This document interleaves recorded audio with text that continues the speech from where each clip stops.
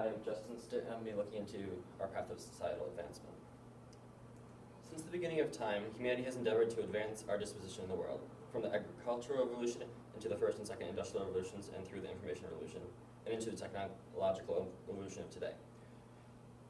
We have sought to further our quality of life through greater efficiency, allowing for the reduction of work and time input towards the final output to occur. Simultaneously, within the Western world, we have also developed a mindset of personal advancement and furtherment within society.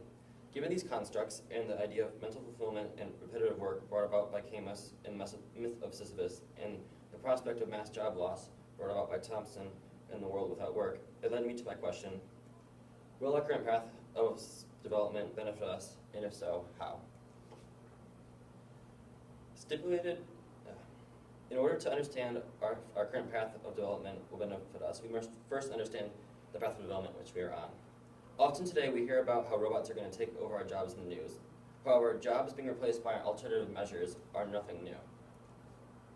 As this is an example in the car industry, with cars moving from being produced by hand to being produced with the assistance of an assembly line, to today where more and more robots are being incorporated into the assembly line, as an example by Tesla's Fremont factory. As information is transmitted to the public, such as this, common responses are for the most part negative, with people instantly quitting our path of automation resulting in some job loss to be a detriment to our society and economy. When job loss occurs at a measure which it does in Youngstown, Ohio, with industrial disinvestment, foreign competition, and globalization limiting Youngstown's steel industry, as stated by Podsey in his article on Youngstown, it makes sense that negative outcomes would occur, specifically since 50,000 jobs would be lost in 5 years, with $1.3 billion lost in wages. Most of the times when we hear about factories closing, we think about the loss of wage to the worker and drop of circulation of money in the local economy. Greater short-term both of these would be detrimental, especially at the magnitude of the loss of 2 factories or more. However, long-term effects could be seen in more positive light. When job loss occurs in a way which happened in Youngstown, when a person is doing monotonous work, such as low cognitive function, every day, essentially pushing their metaphorical stones up a hill just to start over again to do it over, one person can only assume that these jobs are mainly getting up every day and working for pay. This idea is brought about by Thompson, who goes on to emphasize that people who see work as just a job tend to work for just pay. This process can be furthered by Bradford and others in their paper on the evaluation of the validity of job exposure matrix for physiological factors of work, in which they compiled multiple studies in which depressive symptoms and back pain had been likely to occur in jobs with high strain, evaluation levels of elevated levels of monotonous work, and long working hours. This showing us that the reduction in strain and monotonous work within an economy, such as those in a factory, whether it be from transferred overseas or replaced by automation, we could see a reduction in the levels of depression and other health conditions in with a society. As with the reduction of jobs in any sector, people can be led to the question of where new jobs will come from. However, people often consider the current job population rather its reduction or addition. This brings us to the interesting concept that the workforce of 2030 is already living with us, living among us, and meaning we already know the maximum potential of jobs needed in the year 2030. With this great ability to forecast the population in a country, the question arises, why is it so important for our current path of development? In answering this, we can look to Stracht, a human research expert, in his talk on the workforce crisis of 2030.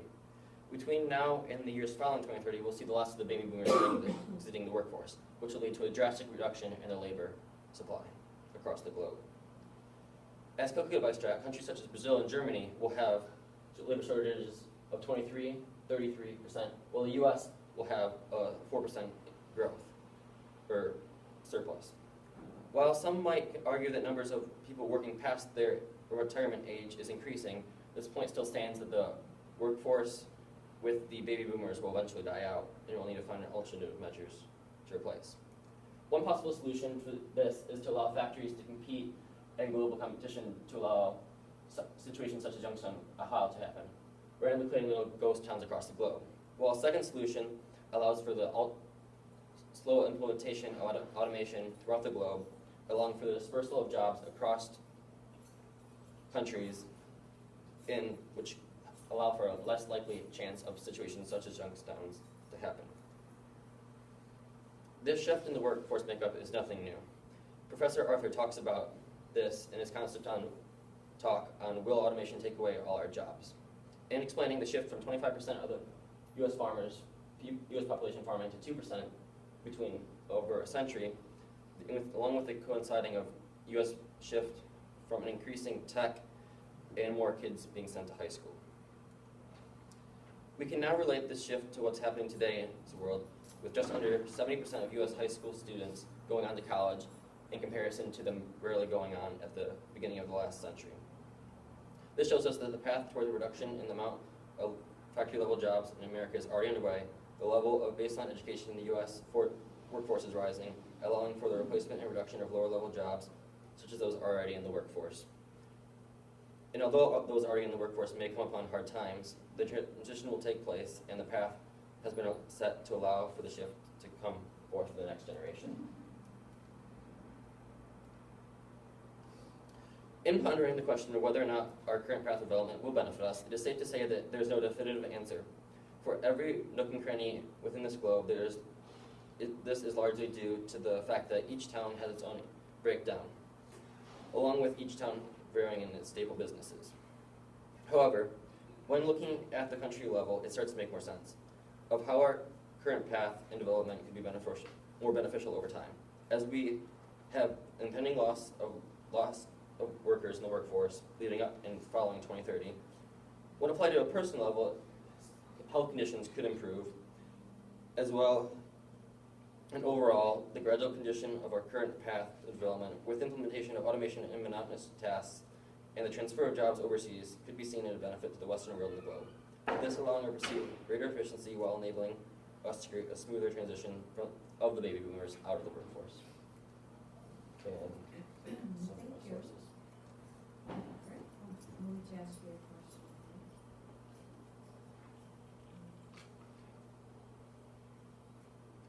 How did you handle the differing perspectives in order to reach a conclusion? Within my topic, there wasn't per se two definitive differing perspectives, but rather ones where people don't like automation. I guess I should say, except for the ones who don't like automation, and people who do. And those are kind of off to the side, whereas it's rather, I was looking more at how it will affect. So within that stance, there was no two separate perspectives, but on the side, I had to take into account the fact that some people will be affected, and there was no way to really mitigate that in the time I had. However,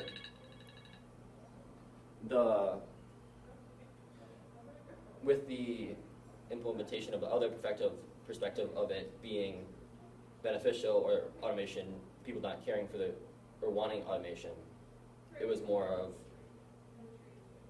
the idea implementing the fact that it would benefit in the long run, while acknowledging the fact that some people would be affected by its implementation, to acknowledge the counterpoint. Okay, thank you. If you have more time in the presentation, what would you want to research or in the presentation? I had already incorporated into my essay some more facts around the medical background to it, along with some more research into the areas along with the Youngstown situation specifically. But if I were to had more time and more words in the essay, I would probably want to look into the more global effect in the long run, because although I had the country by country breakdown and how job shortage would be affected, it would have been interesting to see how this would play out by people shifting around the globe with immigration and integration between countries and within cities within one place. Thank you very much.